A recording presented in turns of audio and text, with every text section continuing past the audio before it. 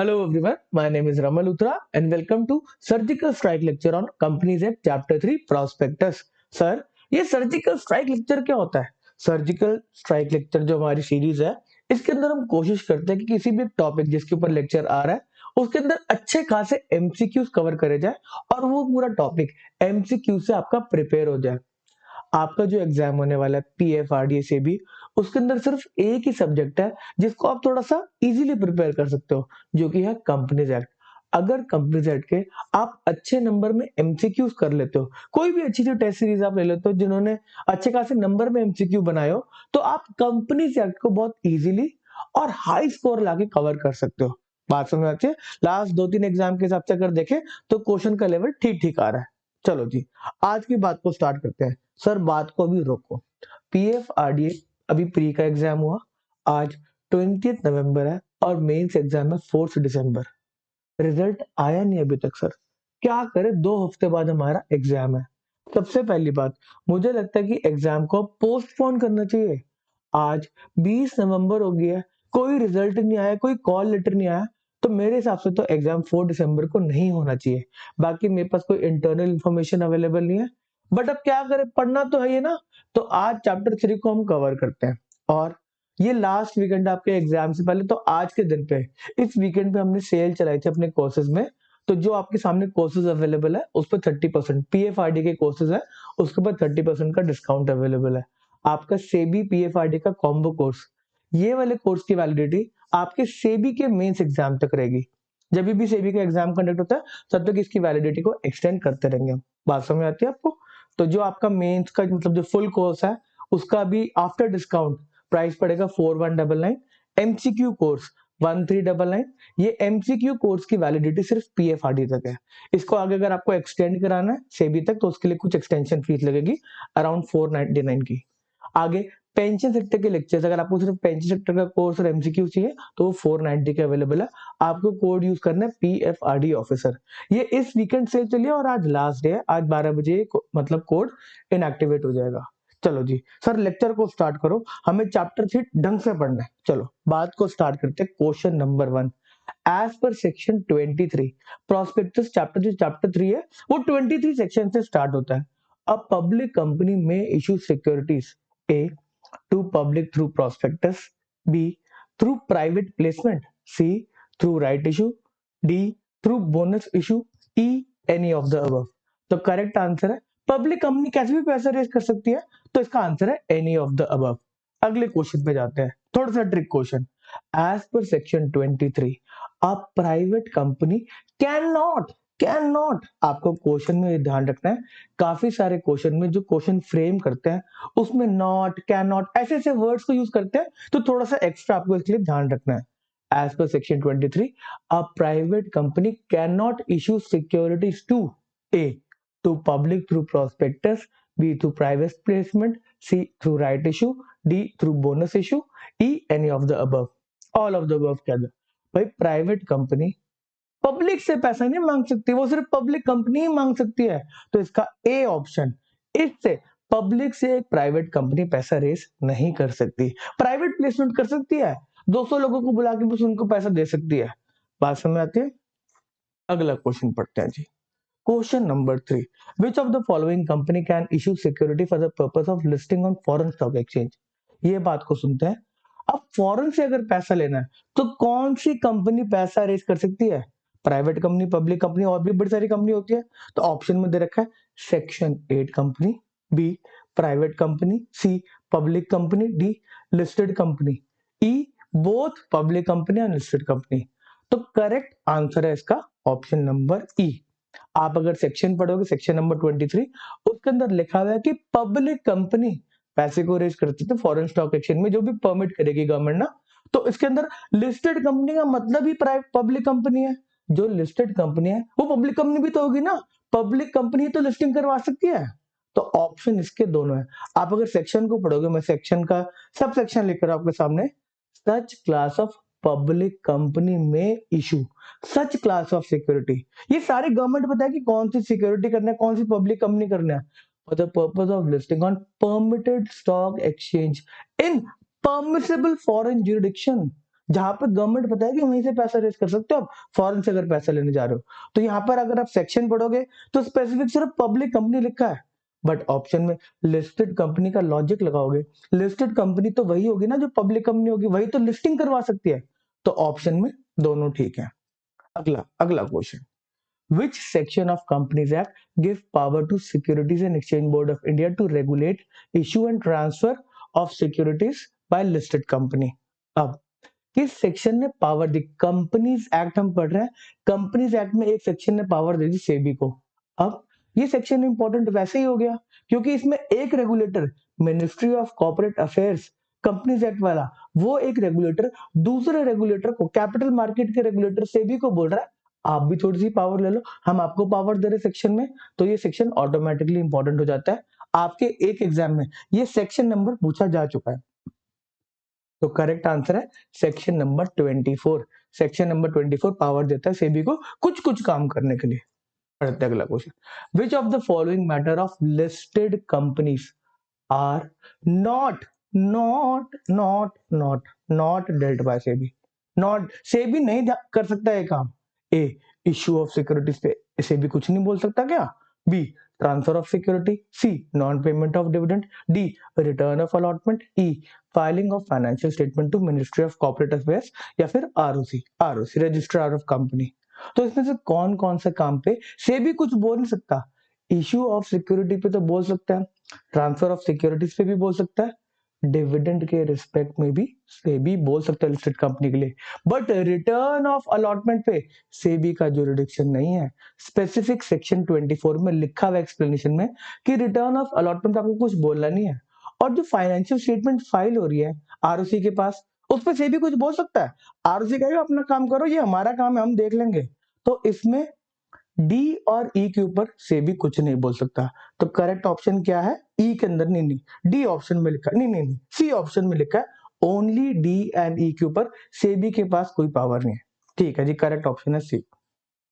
आगे बढ़ते हैं, question number 6, following business transaction by RIL, Reliance Industries Limited, will be considered as deemed prospectus under section 25 if RIL group makes sale of all shares of a new company।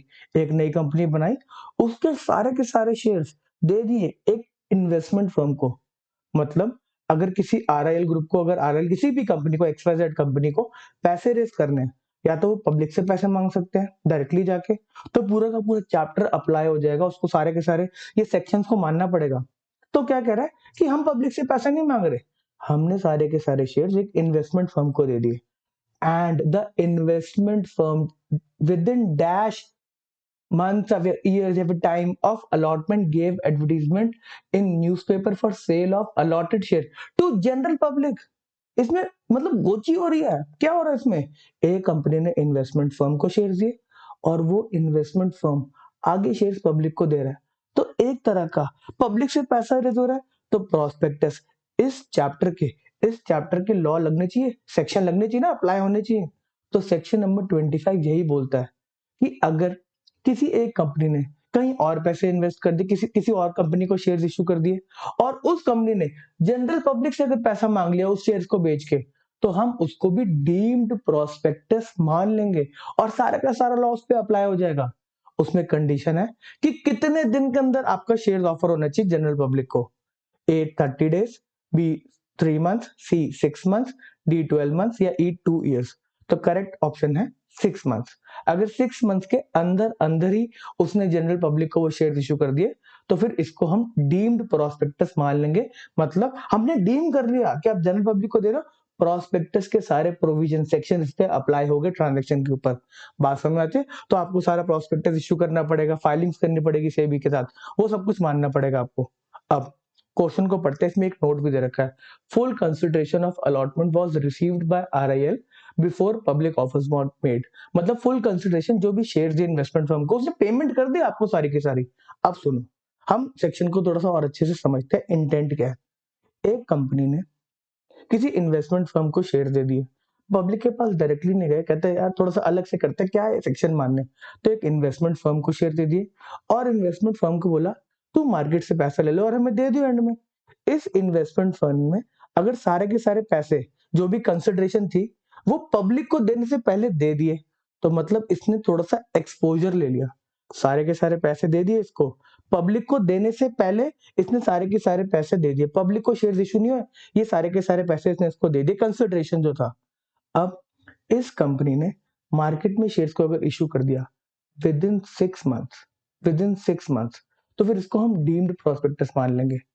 अगर सुनो, consideration मिली ही नहीं, full consideration की payment नहीं हुई, 2 साल तक कोई consideration की पेमेंट हुई, फुल कंसिडरेशन की पेमेंट नहीं हुई, और 2 साल के बाद भी अगर ये पब्लिक से पैसा मांग ले, तो उस केस में भी डीम्ड प्रोस्पेक्टस मान लिया जाएगा। सिर्फ एक केस के अंदर बोला कि हम डीम्ड प्रोस्पेक्टस नहीं मानेंगे, मतलब कब, कि आपने फुल कंसिडरेशन पैसे भी दे दिए और आपने 6 महीने के बाद 6 महीने के बाद आपने पब्लिक को पैसा दिया, मतलब 6 महीने के बाद आपने पब्लिक से पैसा लिया, शेयर दिए उनको, आपने 6 महीने का मिनिमम एक्सपोजर लेना जरूरी है। इन्वेस्टमेंट फर्म को 6 महीने का एक्सपोजर लेगी? इतने ज्यादा शेयर्स को लेके पैसा देके एक्सपोजर लेगी क्या? तो इसीलिए ये एक क्राइटेरिया रखा गया। ठीक है, तो 6 मंथ का मिनिमम एक्सपोजर इन्वेस्टमेंट फर्म को लेना जरूरी है। अगर लिया इन्वेस्टमेंट फर्म ने, तो उस केस में डीम प्रोस्पेक्टस नहीं माना जाएगा। ये सेक्शन कहता है।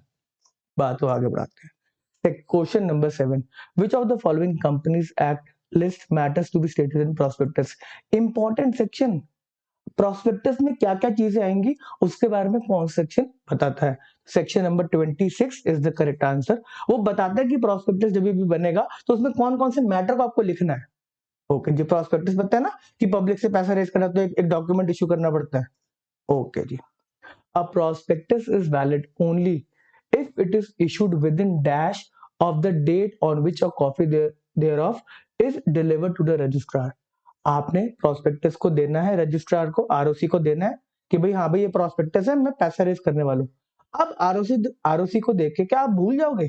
पैसा रेज भी तो करना है ना, कि आपने एक बार प्रोस्पेक्टस दे दिया और आप 10 साल बाद जाके पैसा रेज कर रहे हो, तो कुछ टाइम फ्रेम होगा। आपने अपने स्टेट ऑफ अफेयर्स प्रोस्पेक्टस के अंदर सब कुछ डिटेल्स दी ना, तो उसको देने के 90 डेज के अंदर अंदर आप पैसा मांग लो लोगों से। नहीं मांग पाओगे तो प्रोस्पेक्टस जो है वो इनवैलिड हो गया, इनवैलिड हो गया। A prospectus is valid only if it is issued within dash of the date on which a copy thereof is delivered to the registrar। Within 90 days पैसा मांग लो। 90 डेज से ज्यादा हो गया, पुराना हो गया प्रोस्पेक्टस, क्या पता चेंजेस आ गए यार कंपनी के अंदर, कंपनी की हालत खराब हो गई हो, तो इसलिए मतलब गवर्नमेंट ने बोला कि 90 डेज से ऊपर नहीं, प्रोस्पेक्टस भेजा आरओसी को, पैसा मांग लो, नहीं तो प्रोस्पेक्टस इनवैलिड। अगला question, question number 9, under which of the following situation a prospectus need to be issued. Prospectus public से पैसा मांग रहे हैं, हमें इतना पता और कुछ नहीं पता। देखते हैं भाई इसमें कौन कौन से केस के अंदर प्रोस्पेक्टस इशू होना चाहिए। A, issue of securities to public, easy, इसमें तो होगा। B, issue of bonus share, नहीं बोनस शेयर तो एग्जिस्टिंग शेयर वाले को होता है, पब्लिक कहाँ है इसके अंदर। C, issue of ESOPs, ESOP public है नहीं, एम्प्लॉय स्टॉक ऑप्शन है, हमारे एम्प्लॉइज है, इसमें भी नहीं आया। D, offer for sale, offer for sale, इसके बारे में कुछ नहीं पता, आगे बढ़ते हैं। E, issue of debentures to bank, bank public नहीं है। F, issue of preference shares to public, A और एफ तो आ रहे, ए और एफ तो आ रहे। G, issue of right share existing share holders को इशू होते हैं। ठीक है जी, तो ए और एफ कहाँ पे आ रहा है? डी ऑप्शन में एफ है, सी ऑप्शन में एफ है, और ई ऑप्शन, 3 ऑप्शन के अंदर ए और एफ है। तो पहले ऑफर ऑफ सेल को हमें समझना पड़ेगा, ऑफर फॉर सेल क्या होता है। इसके अंदर एग्जिस्टिंग मेंबर्स है, वो अपने शेयर्स को पब्लिक को इशू करवा देते हैं, कंपनी को बोल के, मैं एग्जिस्टिंग मेंबर हूँ कंपनी का, मैं कंपनी के पास गया, कंपनी जी ऐसा करो आप मेरे शेयर्स को पब्लिक को बेच दो, मैं कंपनी में अपने थोड़े से शेयर होल्डिंग कम करना चाहता हूँ। कंपनी अगर मान गई तो ठीक है, बट पब्लिक को तो इशू हो रहा है, तो प्रोस्पेक्टस इशू होगा। तो ए, डी और एफ, ए डी एफ का E option, correct correct correct correct. अगला question, which of the following statement is true with respect to variations in terms of contract object in prospectus. आपने prospectus issue करा, उसमें कुछ terms है, उसमें changes पहली बात तो करना अलाउड है, और अगर अलाउड है तो उसके रिस्पेक्ट में कौन सी स्टेटमेंट ट्रू है पूछ रहा है। पहली स्टेटमेंट है variation in term of contract और object in prospectus is not permitted, कोई परमिशन नहीं है भाई, हम कोई प्रोस्पेक्टस इशू हो गया उसके साथ काम करो। बी पॉइंट कहता है PAS2 PAS2 फॉर्म्स फाइल करने होते हैं ना, prospectus and allotment of shares की फुल फॉर्म है। तो PAS2 need to be filed with ROC in case of variation of term. आप कह रहे हो ठीक है आप variation of terms of contract कर लो, बट ROC को ये वाला फॉर्म PAS2 फाइल करके दे दो। सी पॉइंट कहता है variation in terms of contract और object in prospectus shall be approved by ordinary resolution, जो भी हमारे शेयर होल्डर्स हैं उनसे। डी पॉइंट कहता है डिसेंटिंग शेयर होल्डर, आप टर्म्स में चेंज करो, टर्म्स ऑफ कॉन्ट्रैक्ट में चेंज कर रहे हो। जो शेयर होल्डर्स नहीं मानते बात, डिसेंट करते, dissenting share holder who have not agreed to variation in prospectus shall be given an exit offer, उनको एग्जिट करने का कि आप ठीक है चले जाओ, पैसा ले लो, चले जाओ, छोड़ दो, या all of the above statement are true. तो करेक्ट स्टेटमेंट है डिसेंटिंग शेयर होल्डर्स को आपको एग्जिट ऑफर देना पड़ता है कि आप चले जाओ जी, आपको पैसा वापस मिल जाएगा। ऊपर की स्टेटमेंट बताते हैं। पहली बात तो ए तो ऑटोमेटिकली कॉन्ट्रडिक्टरी होगी, परमिटेड है, आप टर्म्स ऑफ कॉन्ट्रैक्ट को चेंज कर सकते हो, उसके लिए आपको स्पेशल रेजोल्यूशन पास कराना होता है। बड़ी बात है ना, बड़ा मैटर है, बड़ा मैटर है तो स्पेशल रेजोल्यूशन है। बी पॉइंट में लिखा है कि PAS2 फाइल करना होता है। वेरिएशन ऑफ कॉन्ट्रैक्ट में जो भी आप एडवर्टाइज करते हो कि हाँ भाई हमने एडवर्टाइज कर दिया, कोई वेरिएशन इन कॉन्ट्रैक्ट आया, तो उसके रिस्पेक्ट में PAS1 फाइल होता है। 1 सबसे इंपॉर्टेंट मैटर है जिसके PAS1 फाइल होता है। PAS2 इंफॉर्मेशन मेमोरेंडम फाइल होता है सेल्फ प्रोस्पेक्टस के केस के अंदर। बात समझ आती है? थोड़ा में कुछ समझ में नहीं आ रहा, लेक्चर देखने पड़ेंगे। बात को आगे बढ़ाते हैं। Question number 11, as per section 27 variations in terms of contract or object in prospectus can be done by, ओहो इजी क्वेश्चन आ गया, special resolution, ordinary resolution, board resolution, tribunal का अप्रूवल, रजिस्ट्रार ऑफ कंपनी से बात करके करना पड़ेगा। तो करेक्ट ऑप्शन है स्पेशल रेजोल्यूशन पास करके। Question number 12, the expense on issue of prospectus under offer of cell.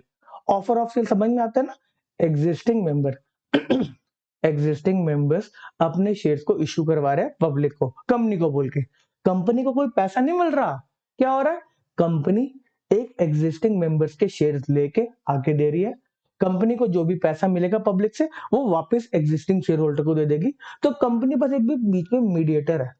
तो जो भी एक्सपेंस होना चाहिए वो किसका होना चाहिए, किसको बियर करना चाहिए, कंपनी को करना चाहिए। जिस शेयर होल्डर का पैसा मिला, जिसको शेयर होल्डर को पैसा मिला, उसका एक्सपेंस बियर करना चाहिए ना।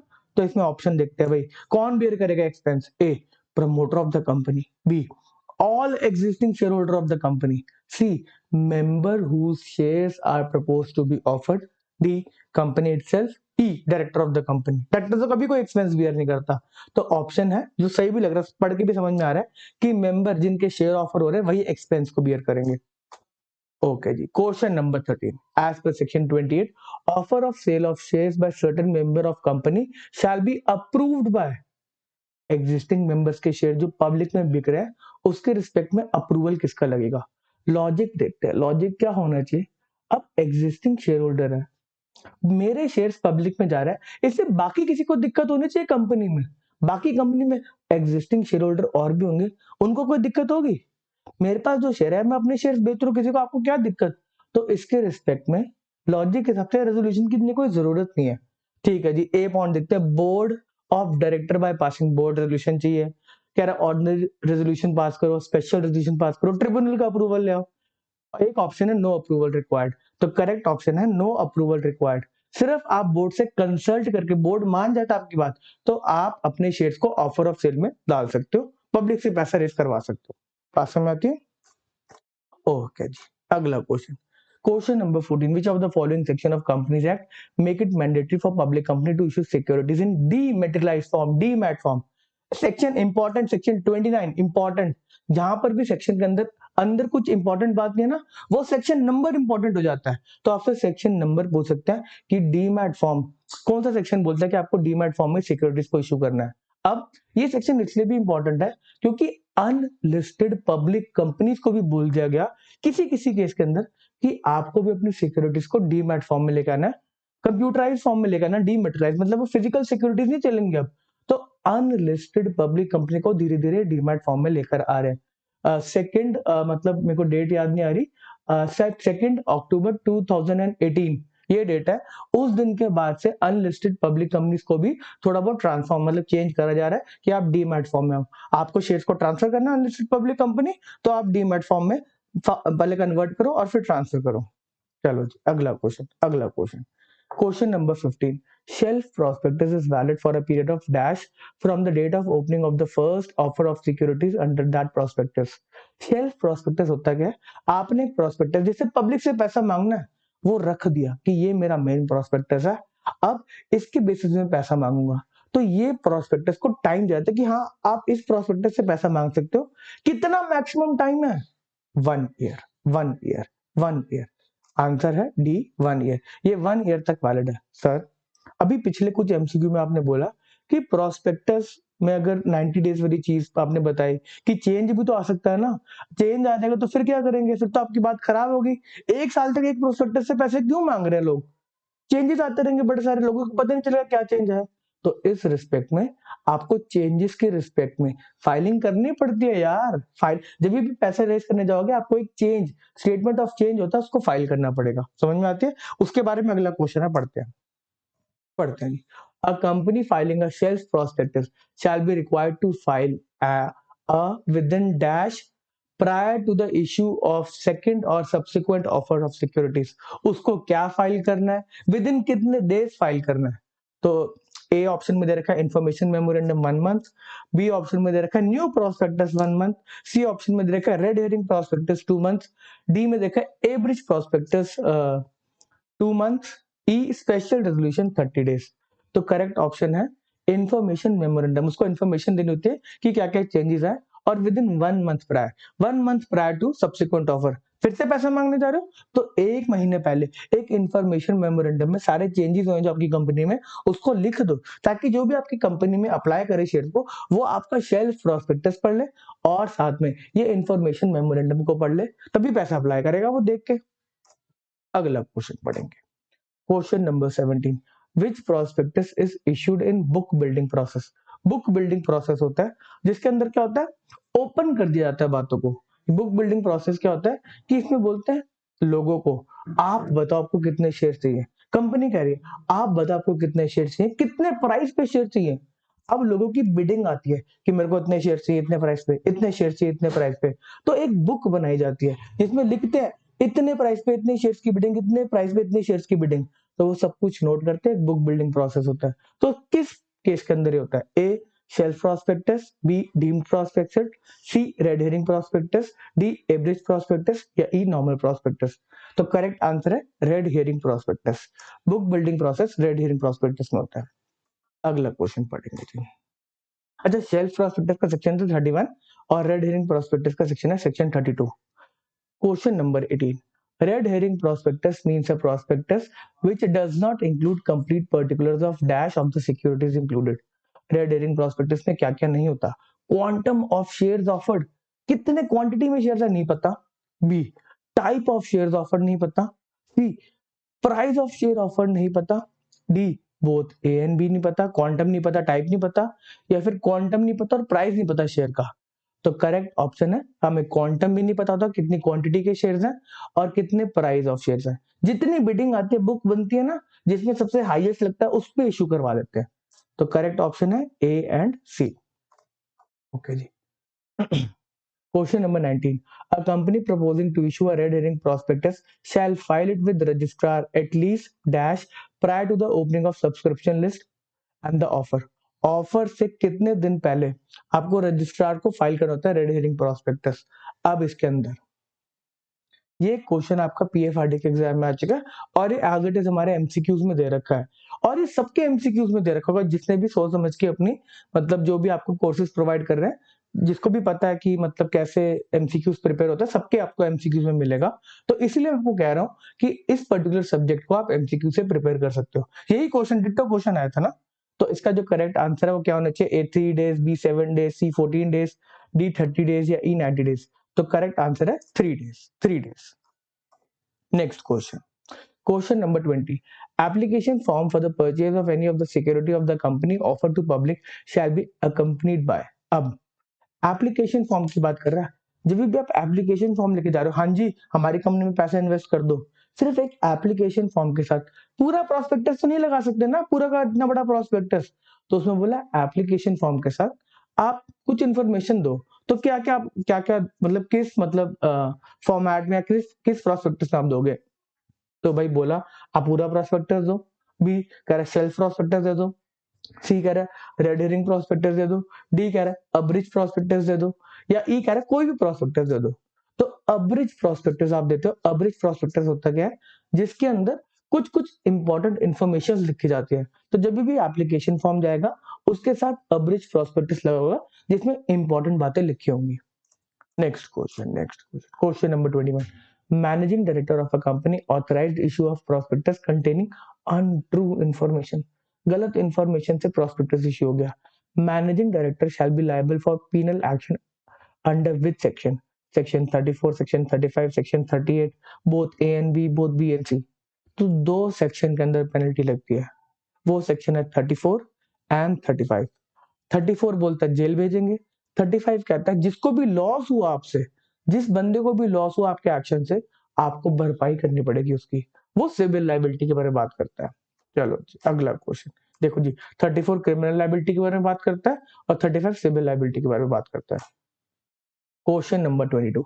Managing director of XYZ limited authorized issue of prospectus containing untrue information. XYZ raised capital of 10 crore by issue of above mentioned prospectus. 10 crore रुपए रेस कर लिया भाई जी, गलत काम, गलत इंफॉर्मेशन से 10 करोड़ रुपए आ गया। Maximum penalty that can be levied on managing director under section 34। 34 के अंदर पेनल्टी की बात कर रहा भाई, ठीक है जी, क्रिमिनल वाली में। Note, turnover of the company as per last audited financial statement is 500 crores. Total asset as per last audited balance sheets are 90 crores. चलो जी, अब इसके अंदर कह रहा है कितनी पेनल्टी लगेगी। न्यूमेरिकल क्वेश्चन आ गया कंपनी एक्ट के अंदर, 9 करोड़ की, 10 करोड़ की, 27 करोड़ की, 30 करोड़ की, या फिर no maximum limit prescribed under section 34। कह रहा है कि जितना भी असेसिंग ऑफिसर जो भी असेस कर रहा है, जो भी मतलब कोर्ट है कुछ भी डिसाइड कर लो, उसकी मर्जी है, घर बिकवा दो, उसका कोई टेंशन नहीं। अब 34 सेक्शन ने बोला कि पेनल्टी 447 सेक्शन के हिसाब से लगेगी। 440 सेक्शन मतलब एक बड़ा सेक्शन बनाया गया जिसके अंदर काफी सेक्शन का रेफरेंस दे दिया गया। जिस सेक्शन में होता है ना कि गलत काम किया है, 447 में जो लिखा है वैसे पेनल्टी लग जाएगी। अब 447 सेक्शन क्या कहता है हम उसको पढ़ते हैं। करेक्ट आंसर इसका है 30 करोड़। मैं आपको बताता हूँ कैसे, ठीक है जी, पढ़ते हैं जी। Every person liable under section 447, अगर आपने फ्रॉड किया है कितना 10 लाख रुपीस और 1% of turnover of the company which ever is lower. Sir बात समझ में नहीं है, यहाँ पर आप पहले बात समझो, जो फ्रॉड हुआ है वो 10 करोड़ का हुआ है क्योंकि और कोई इन्फॉर्मेशन नहीं है, अनट्रू इन्फॉर्मेशन दी है और 10 करोड़ रुपए इशू करे हैं, तो हम मान लेते हैं कि 10 करोड़ का फ्रॉड हुआ है, ठीक है जी। अब 10 करोड़ का फ्रॉड, अच्छा इसमें टर्नओवर भी दे रखा है, टर्नओवर 500 करोड़ दे रखा है, तो यहाँ पे कुछ 1% टर्नओवर की बात हो रही है ना, तो 500 करोड़ का 1% हमारा निकल के आ गया 5 सीआर। 5 सीआर और 10 सीआर के बारे में बात कर रहे हैं ना। अब हम इसकी लैंग्वेज को पढ़ते हैं। Fraud of less than 10 lakh और 1% of turnover which ever is lower. यहाँ पे 10 लाख और 5 सीआर लिख दे, इन दोनों में से क्या लोअर है? ऑब्वियसली 10 लाख। अगर 10 लाख तक का फ्रॉड है तब आपको पेनल्टी लग सकती है 50 लाख तक की और आपको जेल हो सकती है 5 साल तक की, या दोनों भी हो सकते हैं, ये और भी है दोनों भी है, डिपेंड करता है जो भी आपको असेस कर रहा है, जो भी आपके ऊपर केस चला रहा है, जो भी जज है उसकी मर्जी है, ठीक है। सेकंड पार्ट पे जाते हैं। फ्रॉड ऑफ इक्वल टू और मोर देन 10 लाख और 1% of the turnover which ever is lower. 10 lakh से ऊपर का फ्रॉड है या 1% ऑफ द टर्नओवर। अब सर इसमें क्या हो गया, 10 लाख या और 5 करोड़, इसके अंदर भी लोअर तो 10 लाख ही है ना, है? तो 10 लाख से ऊपर का फ्रॉड है तो वो इसके अंदर आ जाएगा, इसके अंदर आ जाएगा, ठीक है जी। हाँ अब देखते हैं इसके अंदर क्या पेनल्टी है। मिनिमम पेनल्टी है अमाउंट ऑफ फ्रॉड मतलब 10 सीआर की, और मैक्सिमम पेनल्टी है 3x of fraud, 3x of मतलब 30 करोड़ की पेनल्टी। तो यहाँ पर 30 करोड़ का करेक्ट आंसर आ गया, वो समझ में आता है। साथ में आपको जेल भी हो सकती है ना 6 साल, मिनिमम 6 महीने की और मैक्सिमम 10 ईयर्स। अगर इसमें पब्लिक इंटरेस्ट इन्वॉल्व है, इन्वॉल्व करता है पब्लिक इंटरेस्ट, फ्रॉड भी हुआ पब्लिक इंटरेस्ट इन्वॉल्व करता है, तो मिनिमम मिनिमम जेल होगी 3 इयर्स एंड मैक्सिमम 10 इयर्स। ये प्रोस्पेक्टस है, तो जनरल पब्लिक इंटरेस्ट तो इन्वॉल्व है ना, तो अगर ऐसा कोई क्वेश्चन आएगा और जेल की बात होगी तो मिनिमम 3 इयर्स। अच्छा सर एक कोई ऐसा एग्जांपल हो जिसमें हमारे को इसके ऊपर और क्लैरिटी हो जाए। अच्छा आपको अगर टर्नओवर दे रखा है और वो टर्नओवर 10 सीआर से कम है, तब थोड़ी सी मतलब इसमें चेंजेस आ जाएंगे। बात को समझते हैं। अगर आपका टर्नओवर 9 करोड़ है, बात समझ आती है, तो यहाँ पर फ्रॉड का कितना अमाउंट हो गया, 10 लाख। 9 करोड़ का 1% कितना होता है, 9 लाख। 9 लाख। तो fraud of less than 10 lakh और 9 lakh, which ever is lower, तो 9 लाख की फिगर यहाँ पे आ जाएगी। अगर फ्रॉड का अमाउंट 9 लाख उससे कम है तो इस सेक्शन में आ जाएगा। इस केस में अगर 9 लाख से ज्यादा का फ्रॉड हो गया तो फिर से इस सेक्शन में आ जाएगा, जहां पे उसको 3x पेनल्टी लग सकती है। तो आपको बस यही ध्यान रखना है, आपको ये वाली जो मतलब चेकिंग करनी है वो उसी केस में करना है जिसके अंदर 10 करोड़ से नीचे का टर्नओवर है। उस केस के अंदर ये सेक्शन में थोड़ा सा आपको एडिशनल मेहनत करनी पड़ेगी। तो 10 लाख वाली बात क्लियर है ना, 10 लाख से ऊपर का फ्रॉड है तो मोटा मोटा सेकंड केस में आएगा बंदा, ज्यादा पेनल्टी लगेगी। 10 लाख से कम का मतलब फ्रॉड हो रहा है तो आप ये चेकिंग सारी की सारी कर लेना कि भाई अगर ये टर्नओवर कम तो नहीं दे रखा 10 करोड़ से, उसमें हमें ये मतलब 1% वाला लोअर वाला भी चेक करना पड़ जाएगा। करेक्ट सर, समझ में आता है। Next question, question number 23, as per section 36 civil liability of mis treatment of prospectus, कुछ गलत हो गया क्या, कुछ गलत हो गया क्या, कुछ गलत हो गया क्या, 34 और 35 थे ना, तो 36 क्यों आ गया, अगला पढ़ते, चलो कोई नहीं पढ़ते हैं। Every person director authoriser of prospectus expert under section 26 shall be liable to pay dash compensation, कितना कॉम्पनसेशन देना पड़ेगा, तो कॉम्पनसेशन आपको देना पड़ेगा हाफ, फुल, 2x 3x, जितना मेरे को लॉस हो वो पूरा का पूरा हाफ देना, 2x देना, 3x देना, 5x देना। तो करेक्ट आंसर है फुल कॉम्पन, जितना भी लॉस हो उतने की पेमेंट होगी। अगला क्वेश्चन पढ़ेंगे जी, अगला question, question number 24, mister Ashneer Grover made multiple application in fictitious name for acquiring shares in Nykaa company, latest question है, लेटेस्ट क्वेश्चन है, ठीक है जी। फिक्टिशियस नेम में एक्वायर करने की कोशिश करी कि मेरे को शेयर्स मिल जाए, maximum penalty that can be levied on mister Ashneer Grover can be, तो इसके अंदर भी आपको क्या कहते हैं 447 की पेनल्टी लगती है, जिसके अंदर आपको दोनों इम्प्रिजनमेंट हो सकते हैं 5 साल की और फाइन अप टू 50 लाख लग सकता है। ओके जी, अगला question, question number 25, as per section 39 amount payable on application on every security shall be less than 5%, question खुद ही बोल रहा है कि एप्लीकेशन में 5% से कम है और of the nominal amount of the security और सच अदर परसेंटेज और amount as may be specified by SEBI. तो सेबी ने क्या बोला है, कंपनीज एक्ट बोलता है कि जो भी नॉमिनल वैल्यू शेयर की उसका 5% मिनिमम एप्लीकेशन अमाउंट आना चाहिए, ये कंपनीज एक्ट बोलता है। और साथ में बोलता है अगर लिस्टेड कंपनी जा रही है तो सेबी का भी जुरिडिक्शन है, तो उसको बोला आप बता दो मिनिमम कितना होना चाहिए। तो इस क्वेश्चन में सेबी के रिस्पेक्ट से क्वेश्चन पूछा गया। पहले देखते हैं, आपका जनरली जो शेयर की वैल्यू होती है वो होती है 10 रुपीज, तो इसमें बोल रहा है कंपनीज एक्ट का सेक्शन 39 बोलता है कि मिनिमम 50 पैसा आपको मंगवाना है एप्लीकेशन मनी पे, और ये नॉमिनल वैल्यू है। एक्चुअल में जब शेयर इशू होता है वो 1,000 रुपए, 2,000 रुपए, 3,000 रुपए पे इशू होता है। मान लो ये 1,000 रुपए पे हो गया, तो सेबी बोलता है कि आपको इस शेयर जो इशू प्राइस है उसका मिनिमम 25% मंगवाना है, तो 250 रुपीज मंगवाना है एप्लीकेशन मनी पे, ये सेबी बोलता है। तो करेक्ट आंसर है 25% ऑफ इशू प्राइस नॉमिनल नहीं, कंपनी से नॉमिनल वैल्यू बोलता है, ये 10 रुपए बोलता है, और सेबी कहता है इशू प्राइस। ओके जी, ये आईसीडीआर है, मतलब क्या कहते हैं आईसीडीआर आपको अलग से भी एमसीक्यूज में प्रोवाइड कर दूंगा, आईसीडीआर और एलओडीआर के ऊपर। As per ICDR the issue share, मतलब ये रेगुलेशन से भी इशू करता है ना, ठीक है जी। As per ICDR the issue shall be open after at least dash, at least कितने दिन तक रहना चाहिए open, from the date of filing of offer document with the registrar of company, तो मिनिमम 1 डे के लिए रहना चाहिए, 3 डेज के लिए रहना चाहिए, 5 डेज के लिए रहना चाहिए, 7 डेज के लिए रहना चाहिए, या 14 डेज।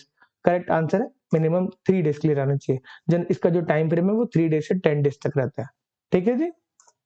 ओके जी, question number 27, as per section 39 if a company makes allotment of securities the company shall within 30 days thereafter, 30 दिन के अंदर आपको फाइल करना to the registrar a return of allotment, किस किस को अलॉट किया, क्या क्या अलॉट किया 30 डेज में, तो कौन से फॉर्म के अंदर फाइल होता है, PAS1, PAS2, PAS3, PS4, PS5, तो करेक्ट आंसर है PAS3। आपको फॉर्म्स भी पता होने चाहिए, क्वेश्चन आ चुके हैं पास्ट में, हिस्ट्री में इसके ऊपर क्वेश्चन आ चुके हैं।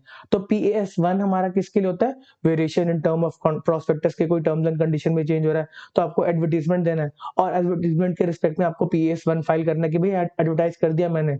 और PAS2 क्या बोलता है? इन्फॉर्मेशन मेमोरेंडम के बारे में, शेल्फ प्रोस्पेक्टस में जो भी चेंज आता है फिर उसके बाद तो इन्फॉर्मेशन मेमोरेंडम फाइल करना पड़ेगा आपको। एक आता है आपका PAS3, ये रिटर्न ऑफ अलॉटमेंट, जो भी अलॉटमेंट हो सबके नाम वाम लिख के भेजो। PAS4 क्या कहता है? जो भी आप प्राइवेट प्लेसमेंट के ऑफर देते हो उसके बारे में डिटेल्स डालो। PAS5 कहता है जो रिकॉर्ड है प्राइवेट प्लेसमेंट का उसके बारे में रिटर्न मांगता है। एक PAS6 भी होता है, आपके सिर्फ 6 ही फॉर्म है इस पर्टिकुलर चैप्टर के अंदर।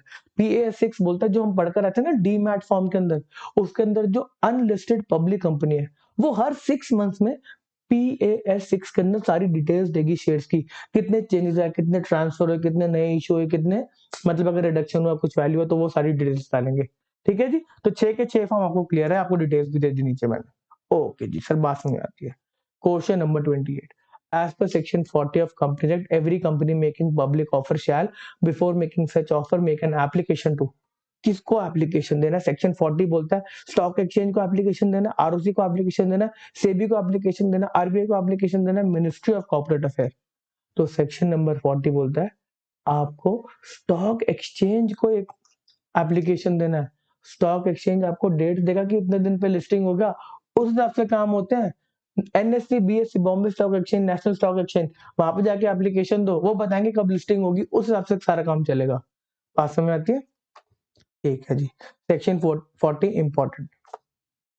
Section number question number 29, and Indian company में issue GDR, global depository receive, बाहर जाके पैसा रेज हो रहा है in any foreign country after passing. अब इसके अंदर क्वेश्चन देखना ही नहीं है, ऑप्शंस देखने ही नहीं है, जहां पर भी राइट्स डाइल्यूट होते हैं किसी के भी एग्जिस्टिंग शेयर होल्डर्स के, भाई वोटिंग राइट्स डाइल्यूट होते हैं तो वहां पर हमेशा स्पेशल रेजोल्यूशन ही आता है। अगला क्वेश्चन, क्वेश्चन नंबर 30, ऑफर और invitation of subscription of securities on private placement shall be made only to select group of person whose number shall not exceed. अब प्राइवेट प्लेसमेंट का जब भी आप सेक्शन पढ़ोगे, सेक्शन नंबर 42, उसके अंदर specifically लिखा हुआ है कि 50 लोगों से ऊपर आप प्राइवेट प्लेसमेंट नहीं कर सकते, और higher number, any higher number prescribe by government, अगर कोई हायर नंबर प्रिस्क्राइब कर दिया, वो प्रिस्क्राइब कहां पे करता है? कंपनीज एक्ट होता है, फिर कंपनी के रूल्स आते हैं, तो रूल्स के अंदर जो नंबर प्रिस्क्राइब कर रखा है हायर नंबर, वो है 200। 200, तो करेक्ट ऑप्शन क्या है इसका? 200। ये क्वेश्चन मैंने इसलिए डाला, एक तो इंपॉर्टेंट भी है और बड़े सारे बच्चे पूछते हैं सर सेक्शन में 50 लिखा है, आपके नोट्स गलत है, आपका MCQ गलत है। चलो कोई नहीं, अगला अगला अगला question, question number 31, private placement can be made how many times in a year? Once in financial year, once in calendar year। Financial year समझ में आता है ना, 1 अप्रैल से 31 मार्च, कैलेंडर ईयर जनवरी से लेकर 31 दिसंबर, twice in calendar year. D, n number of time with cap of 200 on number of person in a financial year। E, n number of time with no cap on number of person। तो E option तो गलत हो गया, हमें पता है कि number of person पे तो कैप है 200 का। डी ऑप्शन के अंदर बोला है कि n नंबर ऑफ टाइम हो सकता है, आप उससे भी बता सकते हो कि हाँ डी ठीक लग रहा है। ऐसे नहीं कि आपको एक बार दो बार, जितने मर्जी के बाद आप प्राइवेट प्लेसमेंट कर लो, जब भी आपको पैसा चाहिए जाके पैसा रिस्क कर लो, प्राइवेटली प्लेस कर दो, बट टोटल मेंबर्स 200 से ज्यादा नहीं हो सकते। बात समझ आती है? क्वेश्चन, अगला क्वेश्चन करेंगे, shares under private placement must be allotted with in dash days of the receipt of application money. Application money मिला मेरे को प्राइवेट प्लेसमेंट में, तो विद इन 30 डेज मेरे को शेयर्स अलॉट करने हैं, 60 डेज करने हैं, 90 डेज करने हैं, 120 डेज करने हैं, या नो टाइम लिमिट प्रिस्क्राइब। तो करेक्ट आंसर है इसका विद इन 60 डेज। 60 डेज आपको शेयर्स को अलॉट करना है। तो यहाँ पर आपके कंपनी जेट के काफी सारे क्वेश्चन यहाँ पे कवर होते हैं, और भी क्वेश्चन ऑब्वियसली बन सकते हैं, ऐसे तो आपको वो टेक्स्ट पढ़ना पड़ेगा कंपनी जेट का, तब जाके आपको और अच्छी अंडरस्टैंडिंग मिलेगी। बट आप इस पर्टिकुलर लेक्चर के बेसिस पे भी प्रिपेयर करके जा सकते हैं, चैप्टर 3 को पेपर देने जा सकते हैं, अगर क्वेश्चन आने के हाई चांसेस है कि नहीं MCQ से क्वेश्चन आ जाएगा। बात समझ में आती है? आपको अगर सेशन अच्छा लगा तो लाइक करना, और क्या कहते हैं शेयर भी कर देना। ठीक है जी, तो आज के लिए इतना ही। Okay, tata, bye bye.